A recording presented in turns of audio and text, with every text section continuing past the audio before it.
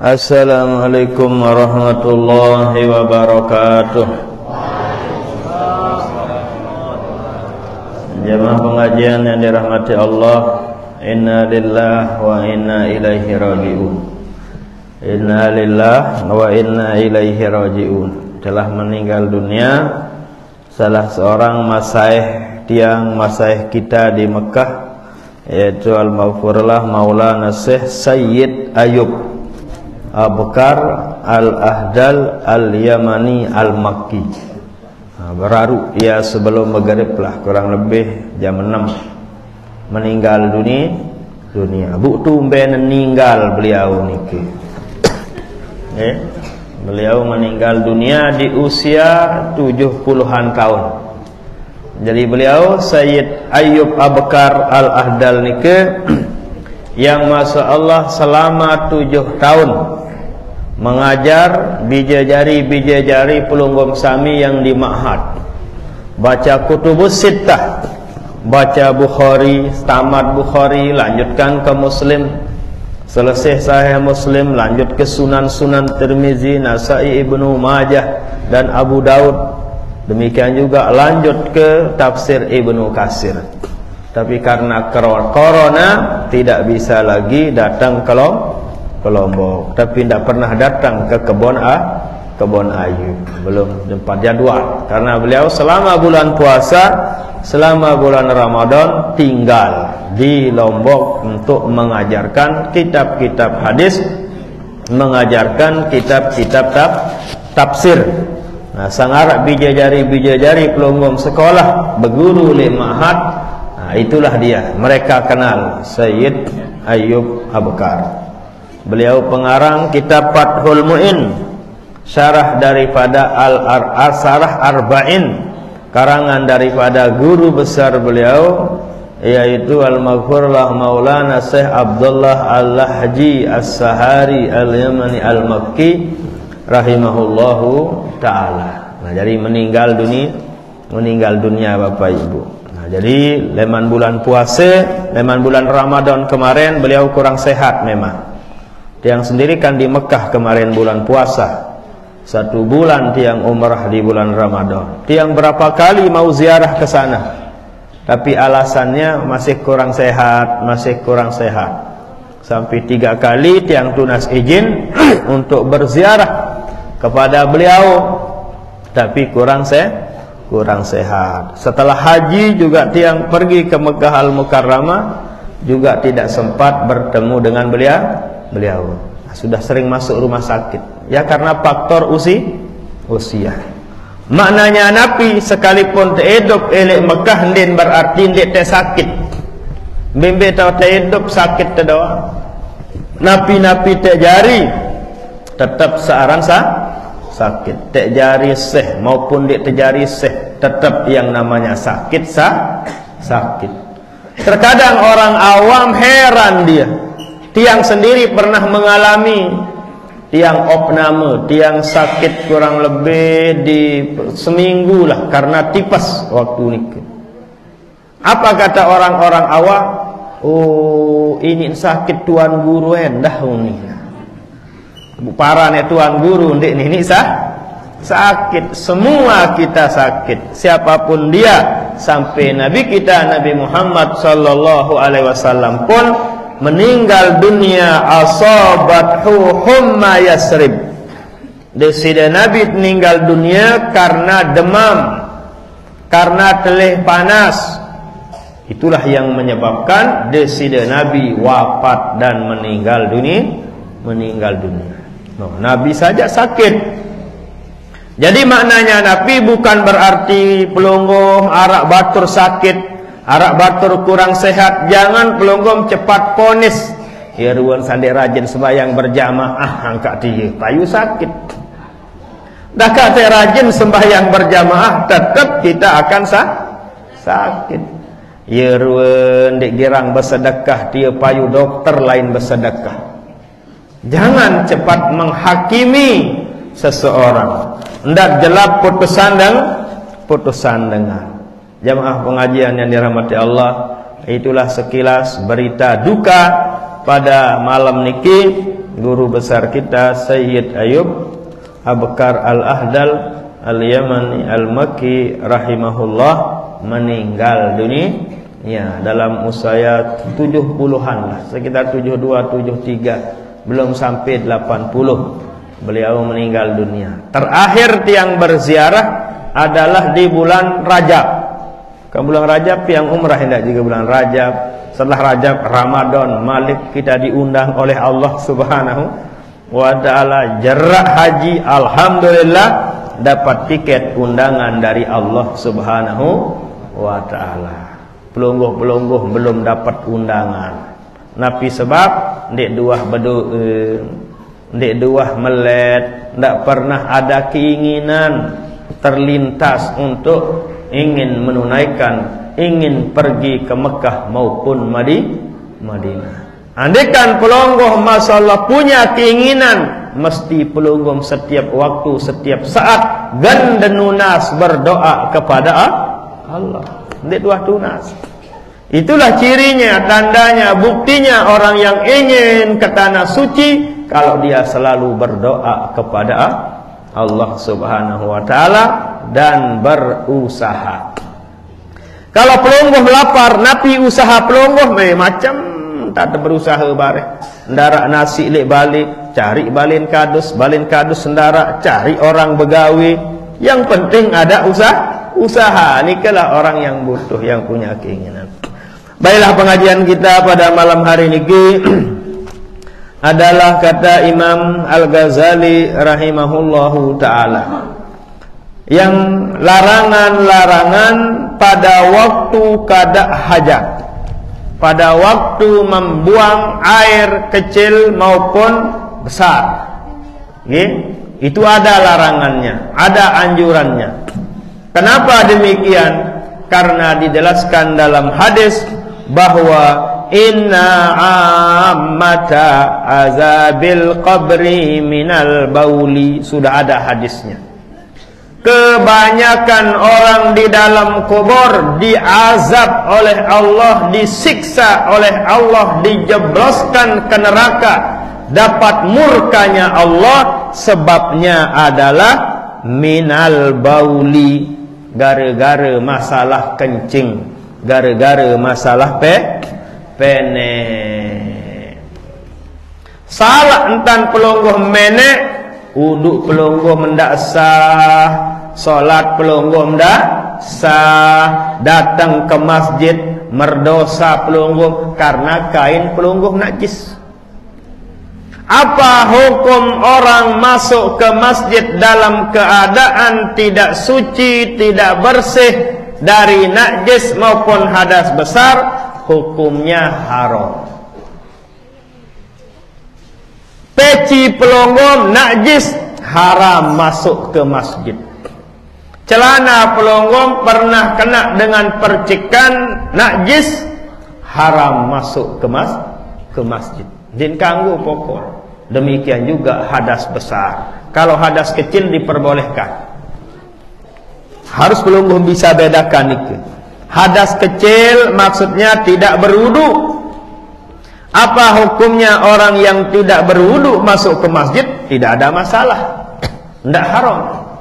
Tapi kalau orang napi namanya ada najis, haram. Atau hadas besar, haram.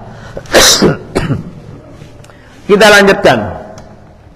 Itulah sebabnya Imam Al-Ghazali rahimahullah larang ceritakan pelongo-pelongo napi saja yang tidak boleh kita lakukan tatkala kencing, tatkala kada hajat. Karena kebanyakan orang beriman disiksa di kuburnya dengan sebab masalah sepele, yaitu masalah kencing. Pada satu waktu Nabi kita Nabi Muhammad sallallahu alaihi wasallam diiring oleh para sahabat-sahabat Abu Hurairah dan sahabat-sahabat yang lain. Pada waktu nike desida Nabi berjalan bersama para sahabat di pinggir kuburan. liwat lekan kubur desida Nabi. Tatkala Rasul sampai di kubur nike Nabi yang terjadi para ida kamuhu wadagayyara launuhu. Desida Nabi ngene ngejek yakin raida kamuhu, ini bajunya ngono ngejek wa taghayyara launuhu, langsung muka desida Nabi pucat, darak ruan darak desida Nabi, ndin kepenggitan tidak nampak darah di mukanya Rasul sallallahu alaihi wasallam. Saat nikah sahabat yang iring Rasul sallallahu alaihi wasallam bertanya kepada desida Nabi, "Ma baluka ya Rasulullah?" Ampurin, mohon maaf ya Rasul, napi yang menimpa pelungguh, napi arak desida Nabi. Pertanyaan para sahabat. Nabi jawabnya Rasul sallallahu alaihi wasallam, "Ama tasma'u ma asma'?" Apakah kalian tidak mendengar apa yang saya dengar? Nabi ditanya oleh sahabat, Nabi menjawabnya dengan pertanyaan. Nunasan napi arak desida Nabi, Nabi menjawab, "Apakah kalian tidak mendengar apa yang saya dengar?" "Bala ya Rasulullah." Inggih desida Nabi, tidak ada yang kami dengar, tidak ada yang kami lihat. Justru yang kami lihat bahwa pelungguh adalah dalam keadaan pucat, dalam keadaan gemetaran. Barulah Rasul sallallahu alaihi wasallam menceritakan kejadian yang ada. Hazanil qabrani yu'azzabani bizambin hayyinin fi zannihima. Sebab saya gemetaran, sebab saya pucat karena saya mendengar dua kubur ini sedang diazab di dalam kuburnya gara-gara dosa yang dia anggap remeh. Tertunjuk kubur ni ke sidi-sidi Nabi, ini kubur diazab oleh Allah subhanahu wa ta'ala bilisanihi. Satu kubur ini dengan sebab baulihi. Kubur saksai ini sebab tersiksa isi Allah, lain tahu jaga beweh. Tebengan beras raskin si Pak Jokowi arak unin. Lah sakit perasa tersadik terberas si Pak Jokowi. Arak doang ni. Endi ente sadek sere paling luwe komentar. Kan ngeno bahaya ni ke. Jagalah lisan ni. Karena dia tidak bisa menjaga lisannya, lidahnya, mulutnya. Istilah mungkin dia gunakan untuk bergosip, dia gunakan untuk memfitnah, mengadu domba kawannya. Itulah tempatnya dia gunakan nikmat yang telah diberikan oleh Allah. Makanya wajar mendapat murka lekan desida Allah subhanahu wa ta'ala. Jaga mulut ni ke jamaah sami. Ma yakubun nas, tidak ada yang menyebabkan seseorang terjerumus ke neraka illa hasaidu alsinatihim, kecuali penyebabnya juga adalah lisan. Dunia perang napi sebab lisan. Dengan bertengkar napi sebabnya lisan. Nauzubillah, orang bercerai napi sebabnya lisan. Lisan doang. Jamaah, sila saja pelungguh melihat di mana-mana terjadinya pertikaian, terjadinya perpecahan, terjadinya peperangan, penyebabnya lisan. Salamatul insan fi hifzil lisan. Ukuran keselamatan tiang pelungguh tergantung bisa tidaknya menjaga lisan pelungguh. Lebih-lebih zaman politik makin ni wah jaga sila kan selesai masalah. Nggih? Itu bahasan al-makfur lah Bapak Maulana Syekh. Di politik itu ndak usah banyak berbicara, harus banyak diam dalam politik. Kangen nggih? Supaya tidak beresiko. Bayangkan pelungguh di zaman Sayyidina Husain. Sayyidina Husain, Hasan dan Yazid bin Muawiyah. Terjadi peperangan, pembantaian, sampai cucunya Nabi Sayyidina Husain dipolong belumnya sila. Cucunya Nabi, bukan cucunya Pak Dharma, bukan cucunya Tuan Guru, bukan cucunya Kiai, cucunya Rasul sallallahu alaihi wasallam, Sayyidina Husain. Nabi yang terjadi dipenggal lehernya ibu di Karbala. Terpolong belum. Efek dampak dari Nabi ini ke Nabi penyebabnya istilah makin politik. Searan Yazid ni ke milenia doang jadi khalifah, milenia doang jadi pemerintah. Sementara ada cucu Rasul sallallahu alaihi wasallam, Sayyidina Hasan dan Sayyidina Husain. Sayyidina Hasan angkat tangan dia, Sayyidina Hasan je. Sayyidina Hasan je ke saya jak mengalah. Tapi Sayyidina Husain banyak yang mendukung Sayyidina Husain untuk menjadi khalifah mengganti pembapak-bapaknya, yaitu Sayyidina Ali. Alhasil semua mau, ini punya pendukung, ini punya pendukung. Yazid bin Muawiyah punya pendukung, Sayyidina Husain apalagi cucunya Rasul sallallahu alaihi wasallam. Akhirnya bertempurlah, bertikailah, berperanglah saat nikah, dan yang menjadi korban adalah cucunya Rasul sallallahu alaihi wasallam, Sayyidina Husain. Terpolong belum sila. Sekeji-keji dengan tematik makin din sampai terpolong belum marak nikah zaman sekarang. Masya Allah, ngeri. Nah, dari itulah wajar al-makurlah Bapak Maulana Syekh berwasiat, berpesan seperti baru nikah. Dalam masalah jabatan, dalam masalah siasah, atau dalam masalah politik, harus pandai-pandai menjaga ucapan. Karena rentan zaman sami, rentan perpecahan, rentan peperangan, rentan pertikaian dan seterusnya. Selapu nikah Nabi sebabnya lisan. Alur be stiker arak 1000 bilang lorong, nak ada masalah, asal jangan lisan. Lagu lamun nemu ni bareh ruan calek menem langsing di mah mangan ruan. Marahlah yang diolok, bukan marah nikah. Intinya jaga lisan. Calek meneja pun din beda kepeng ni. Jaga lisan pokoknya silang.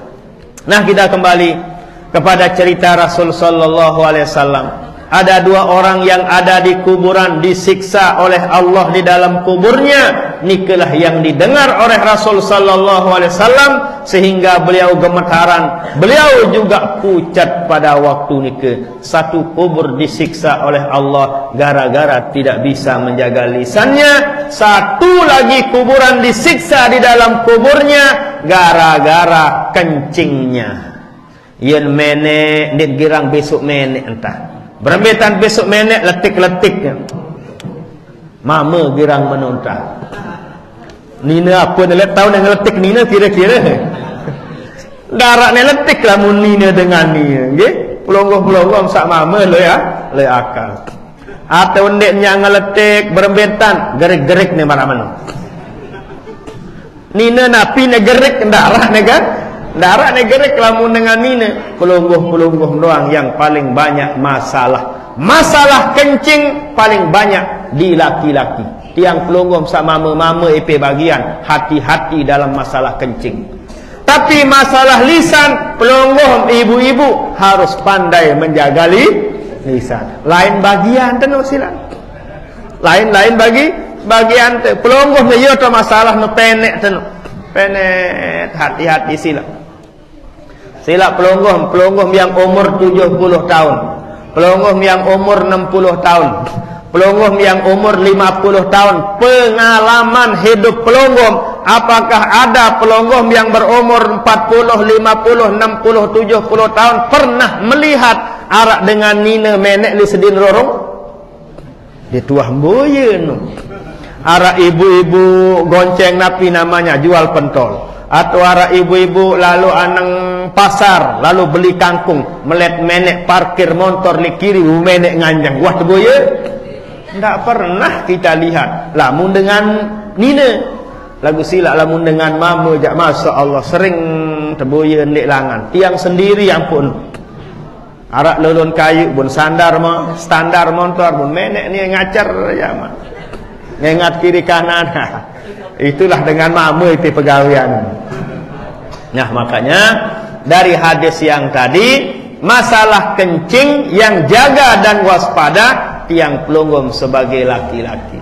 Akan tetapi masalah ucapan, masalah lisan menjaga ucapan, pelunggum ibu-ibu jaga ucapan pelunggum. Lamun tahu jaga ucapan, aman dunia, aman akhirat pelunggum.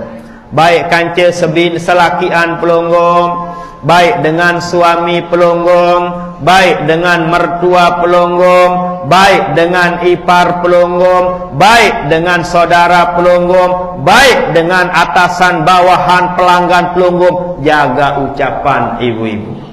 Enggak nanti jaga pelunggum. Kalau ibu-ibu ingin sukses, selamat dunia, selamat akhirat, jaga ucapan. Enggak nanti jaga sila. Jaga ucapan. Misal pelungguh, misalnya mertua pelungguh, masya Allah luar biasa, sila dedek jawab. Kalau pelungguh jawab, semakin jadi masailah nantinya. Lebih baik pelungguh diam menolak. Lagu lamun delawan mertua pelungguh, oh masailah panjang, akan menjadi melebar luas permasalahan nikah, bisa-bisa berujung kepada perceraian. Na'udzubillah. Jaga ucapan pelunggu. Itulah kunci keberhasilan pelunggu. Kita kembali kepada nasihat Imam Al-Ghazali rahimahullah, bahwa tempat-tempat yang dilarang tatkala pelunggu kada hajat atau membuang air kencing adalah pertama, fi mutahaddisin nasi, jangan pelunggum kencing, jangan pelunggum membuang kotoran di tempat orang berkumpul. Tempat orang berkumpul. Mungkin ya sudah tak terjadi niki dulu-dulu. Kan makin kita rata punya WC, punya jeding dalam aman. Lamun teringat masa tiang saja. Masa tiang SD dulu, apabila entek lalu kada hajat berjamaah entah saling tenak tekan batur, itulah gaya lama. Teh lalu nain lalu nain saling tenak kacet telumpat batur jok bawa lelun pao, bawa tereng ngeno-ngeno. Maklumlah zaman nikah nggih, zaman nikah seperti itu. Ngeno endah tatkala entek lalu mandi berjamaah lalu mandi nggih. Makin jakan pelongo-pelongo punya jeding masing-masing, enak kita.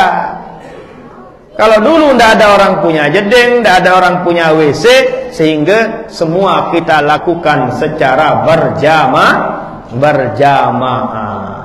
Itulah tradisi orang-orang Yahudi, orang-orang Nasrani, kaumnya Nabi Allah Musa alaihi salam. Itulah sebabnya di dalam Al-Quran kan dijelaskan Nabi Allah Musa dituduh dia itu adalah borot bahasa dia. Nabi bahasa pelungguh borot. Ia besar pelirnya. Nah, borot rasila. Kenapa demikian? Umatnya Nabi Allah Musa kalau mandi pelungguh rame-rame dia mandi. Rame-rame dia mandi. Yang tidak mau hanyalah Nabi Allah Musa. Akhir Nabi Allah Musa dituduh. Nabi Musa dia bundek semal mandi, ia belik nek marak nyiur nek semal terboya. Itulah tuduhan mereka kepada Nabi Allah Musa. Bukan seperti itu kejadian yang ada pada diri Nabi Allah Musa. Tapi Nabi Allah Musa tidak mau mandi secara berjamaah karena nikah tidak diperbolehkan. Haram hukumnya merdosa pelungguh-pelungguh mandi bareng, saling pantuan. Misal Pak Kades mandi kanci Ustaz Din, misal bu saling pantuan.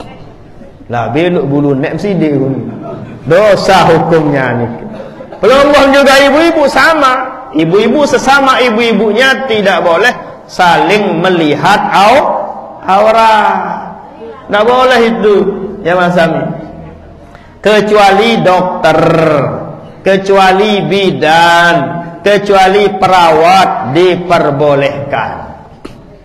Misal ibu-ibu pelungguh melahirkan, saya tolong tu bidan. Apa teboya? Weh teboya tu hidung lamun dengan anak. Nggih? Otomatis dengan anak kan ngangkang anu entan ngangkang. Wi teboya silakan menu segera tetedang bete 2000 salah lain bae. Akhirnya kita pendok dia terus seperti itu diperbolehkan dan bisa-bisa diwajibkan. Kalau dia tidak melihat, bagaimana dia? Keselamatan sang bayi dan keselamatan sang ibu. Makanya harus dia melihat. Demikian juga dengan pelungguh bapak-bapak. Misal pelungguh, na'udzubillah, kencing pelungguh tidak bisa keluar. Apa aran penyakit sandi di sugul pendek tu Pak Kadus doang, nak ni girang jauh jamaahan yo girang sakit. Apa aran kencing mandi, aran kencing manis. Kencing batu. Kencing batu. Karangan ya, karangan mungkin nama. Kencingnya tidak bisa keluar pelungguh. Makin untuk kencing pelungguh bisa keluar, saya pantuan nek dokter mama, ini dokter Nina dah. Lamun dokter mama tidak berhasil, harus dokter Nina turun tangan. Napi sebabnya karena pipet namanya. Tahu pipet? Selang. Selang nikah harus dimasukkan melalui lubang kencing nikah. Masuk ke dalam baru kencing pelungguh bisa keluar. Kanggun pantun si dokter harus pantun. Lamun dipantun salah lain tambah dini kena lilohangan baret. Sekarang makin yang lebih ekstrim lagi, jamaah sami, pipet selang nike tidak mungkin bisa masuk ke lubang kencing kalau nike tidak bangun. Harus uras, lamun ninduk di ini tamu. Harus uras dulu apa-apa no. Makin berembentan aden uras hendak ninduk dan tedem, ya harus dibangkitkan dan dibangunkan dari kuburnya. Nani lamun dokter mama dia tahu harus terpanggil dokter Nina. Tapi tu dokter Nina sak solah-solah, sak cantik-cantik tatkala teboya melang menubu langsung ini untuk seni.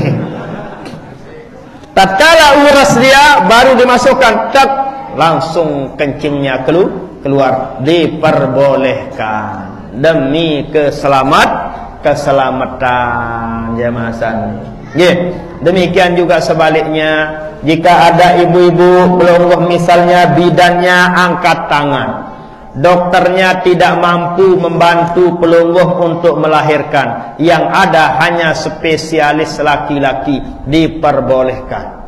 Kanggo tertolong si dengan mamu. Dihalalkan pelungguh. Jangan pelungguh keras, dokter mamu ya boye nek senineng ke.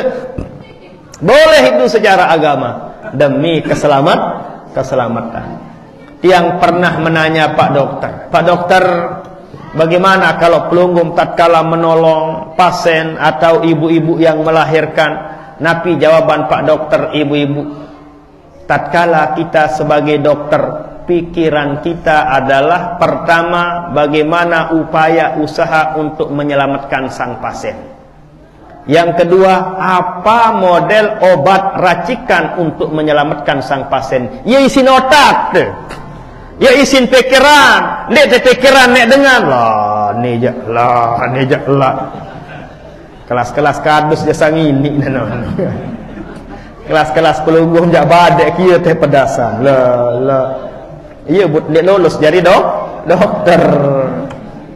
Itu ternyata katanya Pak Dokter Jamasan. Tidak pikirannya melihat orang, tapi pikirannya bagaimana menyelamatkan orang dan apa model obat yang dia akan berikan agar bisa selamat dan tertolong. Wajar agama, wajar syariat memperbolehkan hal nike.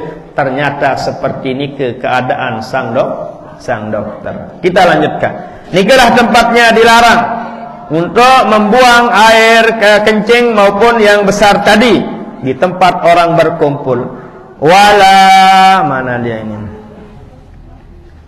Wala tabullu fil ma'ir raqid, dilarang juga kencing di air yang tidak mengalir. Di kolam misal, ndak girang menek di kolam. Kalau kolam nike mengalir tidak apa-apa. Tapi kalau kolam nike tidak ada air, sirkulasi air, kan biasa kolam ada air yang masuk, ada air yang keluar. Jika air nike raqidun, tidak mengalir alias tergenang, merdosa pelunggung kencing di sana. Misal arah kolam masjid mungkin Semarang menek tubuh ieu teh kemomoh bar. Beli berembe kebelik dosen teh.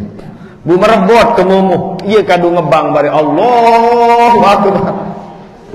Wah kemomoh si penek. Itulah sebabnya dilarang. Jangan biasakan diri ibu-ibu, bapak-bapak, adik-adik yang sering mandi ke kolam. Pelonggo ibu-ibu lamun tenak biji jarit mandi jok kolam, dendek suruh menek tulik dalam kolam. Lamun milih lo menek silak li bawa atau menek. Naik dari kolam bu menek bareh ngebesuk menunggu. Ndak sak membiasakan diri kencing di dalam kolam. Wa tahtas syajaratil musmirati, demikian juga dilarang, diharamkan, tidak diperbolehkan kencing atau buang air besar di bawah pepohonan yang ada buahnya dan dimakan. Dibawa lun pau atau muteri pau no bare kan tunah maleun pau no pelungguh, nggih, supaya tidak menjadi mubazir, agar pau nike kelapa mangga nike tidak menjadi mubazir. Wala fil hujri, dilarang juga, tidak diperbolehkan kencing atau membuang air besar di hujrun, yaitu lobang-lobang nike, empak-empak masentia. Kan biasa di sawah nike kan musim panas kan pecah nike, jangan pelunggung kencing di sana. Nanti sebabnya siapa tahu di sana nanti ada jangkrik. Penek teh jangkrik bu nyongkrang jangkrik utama juga ya. Atau tatkala pelunggung kencing buang air besar misalnya di mana di atas empak-empak masen dia tanah yang pecah nike, ternyata di sana ada ular. Pelunggung menek tak tekakok si ular, berembe nasib apa-apa pelunggung. Nggih. Nah, jadi agama melarang mesti ada hikmahnya. Tidak boleh kita mengatakan aduh apa kiara. Jangan pelungguh mengatakan demikian. Semuanya itu kita dilarang karena ada hikmah dan ada manfaatnya. Demikian juga wattaqi fi julusika 'alar rijlil yusra. Sekarang cara-cara yang dianjurkan tatkala buang hadas mengencing maupun kada hajat. Cara yang dianjurkan pertama adalah harus bersandar di kaki kirinya, yang kiri. Susah dia gambarkan modelnya. Ini kan ini tatkala pelunggum di jeding sunat seperti nike. Menokan WC aduh. Holah nggih. Nah, sunat ini kan kaki kiri. Kaki kiri tempat berat badan pelunggum. Ini agak depan ngenus keji. Ia tak sunat. Makanya di hotel-hotel bintang 5 kiri kanan ada besi tempat berpegangan. Atau WC pelunggum paling kurang ada yang miring sekiri sekecetmen. Ibarat botol. Botol niki mungkin kalau diagak miringkan airnya cepat keluar. Miring kiri ngen. Ialah tante ibaratan maidah perut pelungguh. Agar kencing cepat keluar, agar kotoran cepat keluar. Soal lamun kebiasaan diri lama menghayal di dalam jeding menyebabkan was-was. Was-was lamun suwe lalu di dalam jeding. Jari pelupa lamun terlalu suwe, terlalu lama di dalam jeding. Inilah cara yang dianjurkan tatkala kencing maupun kada hajat, agak miring ngono. Nggih, agak miring. Selanjutnya adalah apa namanya? Yang dilarang lagi ini nggih, wattaqi fi julusika 'ala rijlil yusra wala tastaqbilil qiblata. Jangan juga menghadap ke kiblat. Jangan menghadap kiblat, tapi selain arah kiblat. Misalnya sana kiblat, berarti buat jeding hadap sana. Itulah cara yang dianjurkan.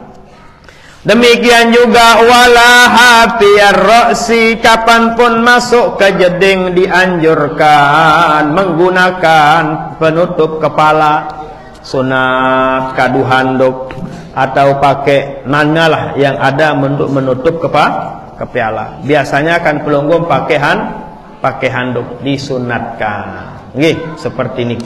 Sudah yang jelaskan, ceritakan dulu cerita dari Abdullah bin Umar radhiyallahu taala anhuma.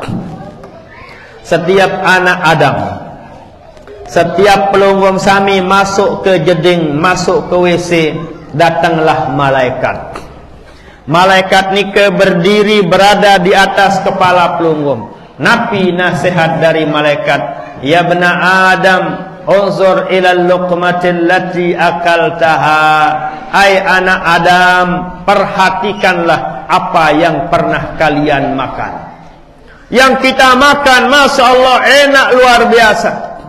Setelah keluar, napi jadinya. Fakazalika taghayyuruka fi qabrika. Seperti itulah perumpamaanmu nanti tatkala masuk ke liang lahat. Kita gagah, kita hebat, kita lemu, kita gemuk, kita sterek. Akan tetapi setelah masuk liang lahat, semua menjadi napi, menjadi bangkai. Marak nikelah nasihat daripada malaikat yang ada di atas kepala yang pelunggum tatkala pada hajat itu. Sudah isya nih nggih? Yang baca pertama pertanyaan kalau begitu, kalau sudah isya, apakah sah solat kita sebagai makmum jika kita mendengar lapas niat imamnya salah? Salli fardal isya'i arba'a raka'ataini. Tidak sampai batal, karena yang wajib usalli fardal isya'i arba'a rakaat yang benar, arba'a raka'ataini. Ada yang lebih parah, Allah usalli fardas subhi, rekat kata neti, rekat kata neti, rekat kata onek kelema. Jadi yang wajib hanya usalli fardal isya, itu yang wajib, usalli fardal isya. 3 yang wajib, qasad, ta'arud, ta'yin. Allah aku sembahyang fardu zuhur, bar. Allah aku sembahyang fardu isya, bar. Usalli fardal isya, usalli fardal subhi, usalli fardal asri, usalli fardal maghribi. 3 yang wajib dan tidak boleh salah. Jadi itulah, jika salah pada ucapan tidak menjadi permasalahan. Sekedar rakaataini itu tidak mengganggu. Demikian juga salah baris, usalli fardil isya'i. Tidak batal itu, karena tidak sampai merubah maknanya. Usalli fardus subhi, tidak wajib, tidak batal. Memang secara nahunya fardo, maf'ul dari usalli, fa'ilnya ana. Usalli fardol isya'i, itu yang benar secara nahunya. Kalau salah baris tidak menjadi terganggu nike. Sehubungan dengan nomor 1, makmum berniat sholat sendiri. Kalau sholat sendiri dan menggantungkan pergerakannya kepada imam, ikut batal juga. Mana niki? Jadi apabila tahu dengan salah lagu milu tegawe salah, berarti milu untuk salah. Kabar niki? Kita klarifikasi dulu, salah pada yang tadi tidak sampai membatalkan, karena tidak melanggar rukun. tidak melanggar syarat, hanya salah pelih dalam ucapan yang tidak sampai membatalkan sholat. Akan tetapi makmum ini berkeyakinan bahwa itu salah cara ni imam ni betane sah sembahyang lagu milun Allah aku sembahyang fardu isya bar, dia itu tidak boleh berniat makmum karena dia akui salah niat sembahyang mesak wah ngono. Nah sekarang permasalahan fikihnya, ada orang yang tidak berniat menjadi makmum kepada imam, dan berniat turut imam, tapi dalam pergerakannya kayak orang berimam, itu batal sembahyang. Kenapa batal? Itu namanya ta'liqu salatihi bi syai'in, mentaklikkan solatnya dengan sesuatu. Contoh lebih gampang, namanya taklik. Allahu Akbar, nengke lamun hujan jerak ke sembahyang, ke bawah gabah kuninangan. Padahal ndek hujan, batal sembahyang tenu. Karena mentaklikkan, menggantungkan solat kepada sesuatu yang tidak ada kaitannya dengan solat. Ngerti belum yo? Nah, itulah sebabnya orang yang tadi tidak berniat menjadi makmum, akan tapi dalam pergerakannya kayak orang bermakmum. Tapi sebabnya batal karena mentaklikkan, menggantungkan solatnya dengan orang lain. Sama seperti yang tadi sembahyang apunin nengke lamun hujan jerak ke sembahyang ke bawah gabah, padahal masih sembahyang tapi batal karena mentaklikkan solatnya dengan gabah. Allahu Akbar, nengke lamun oleh semama jerak ke keputusan sembahyang, wah kebukaan lawang. Sebelum dia putuskan, sebelum datang suaminya, karena mentaklik nikah batal solatnya. Jelas nikah? Asalkan ada di dalam niatnya ingin membatalkan solat, batal solatnya. Beda kalau puasa. Kalau puasa sebelum dia lakukan, tidak batal puasanya. Lapar wah zohor, asar selekik lapar asar, kayak molak kepolak di puasa, kepegat di puasa kemai, nasi arak leju lagu burung, wah niatnya 100% ingin membatalkan puasanya, tidak batal puasanya kalau dia belum makan nasi nike. Beda kalau solat. Lamun nilai sembahyang sekedar niat gen nike gen batalan sembahyang, batal sembahyang pelungguh. Sekalipun belum pelungguh melakukan. Apa ni niat baru? Lamun hujan keputus kepetok sembahyang. Padahal den hujan batal sembahyang. Padahal den manggawe batal sembahyang. Ini ke dalam solat, tapi dalam masalah puasa belum batal puasanya kalau dia belum memakan apa yang dia niatkan untuk membatalkan puasanya.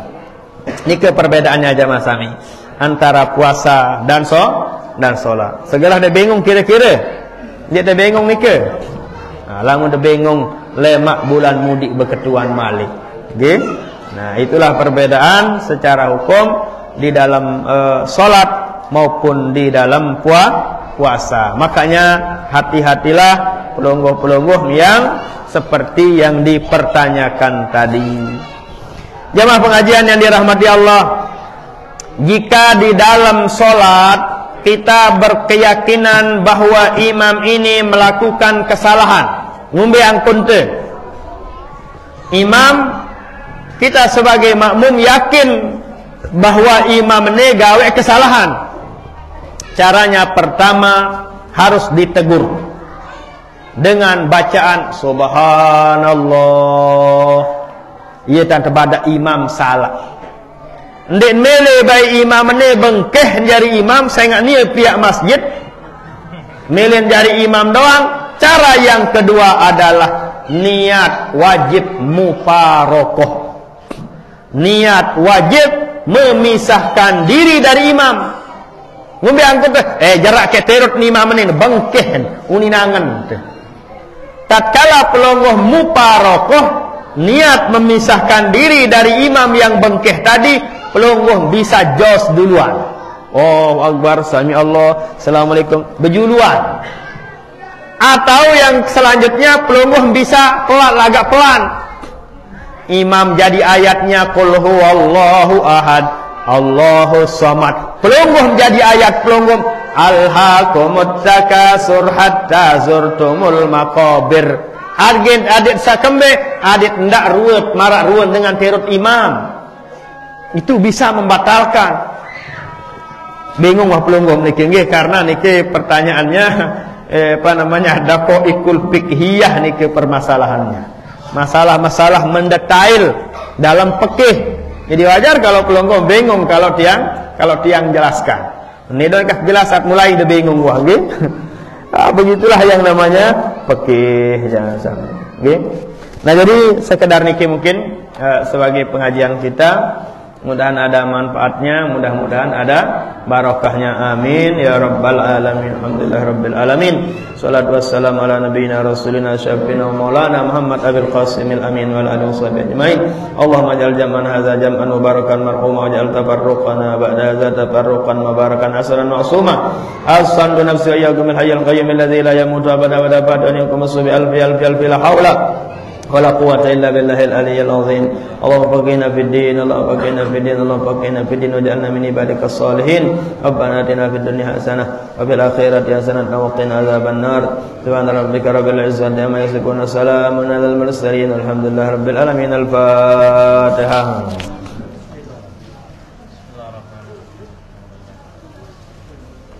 Sekian Allahul muwaffiq wal hadi ila sabilir rasyad. Assalamualaikum warahmatullahi wabarakatuh.